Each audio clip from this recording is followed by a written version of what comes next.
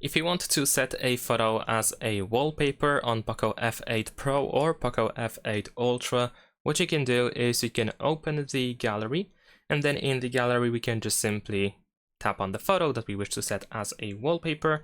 Over here now we can tap on these three dots in the bottom right corner, and you should be able to choose set as wallpaper.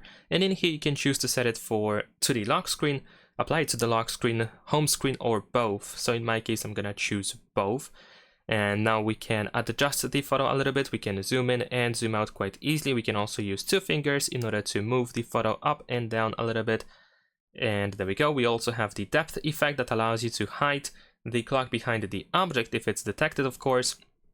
And also we have some additional effects that you might want to use in here. Besides that, we can of course switch to the home screen. And for example, you can disable the blur if you don't want it. You can of course still adjust the photo if you want to, but in this case, you will just change it for the home screen. If you make changes to the lock screen, and if you have the match enabled, then of course you will change it for both. We can also tap on select, of course, if you want to change to a different wallpaper on the home screen. But once you're ready, we can press apply in the upper right corner.